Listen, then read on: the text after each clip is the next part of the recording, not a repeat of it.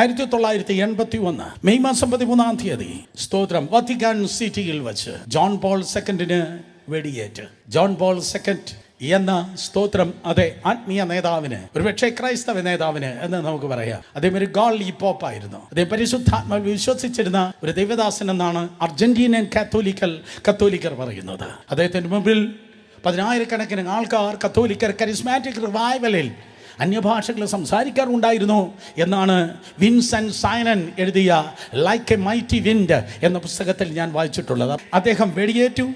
വളരെ മാരകമായിരുന്നു. സ്തോത്രം, തൻ്റെ ജീവൻ നഷ്ടപ്പെടാമായിരുന്നു. ജോൺ പോൾ സെക്കൻഡ് അത്ഭുതകരമായി രക്ഷപ്പെട്ടു.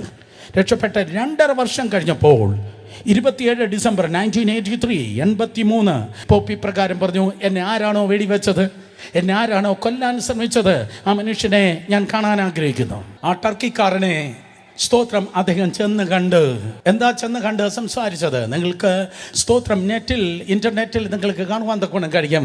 സ്തോത്രം വെറുപ്പല്ല, വിദ്വേഷമല്ല, ക്ഷമയാണ് ജയിക്കുന്നത് എന്നാണ് താൻ പറഞ്ഞത്. ഇന്റർനെറ്റിൽ നിങ്ങൾക്ക് കാണാൻ കഴിയും. ആരാണോ തന്നെ വെടിവെച്ചത് ആ മനുഷ്യൻ ഒരു കത്തോലിക്ക പുരോഹിതനാകാൻ അദ്ദേഹം ശ്രമിച്ചു അത്രേ. അർത്ഥം സ്തോത്രം പോപ്പ് പോയി ആ മനുഷ്യനെ കണ്ടു അത്രേ. കാരണം ഈ പുസ്തകം നിറയെ പ്രതികാരമല്ല. ഈ പുസ്തകം ഒരു കയ്യിൽ എടുത്തിട്ട് മറ്റേ കയ്യിൽ വാള വഹിപ്പാൻ പറയുന്ന പുസ്തകമല്ല ഇത്. ഈ പുസ്തകം ആരാണോ എടുത്തത് അത് മറ്റുള്ളവരുടെ കണ്ണുനീർ തുടയ്ക്കുന്ന കരങ്ങൾ അത്രേ അവർക്കുള്ളത്.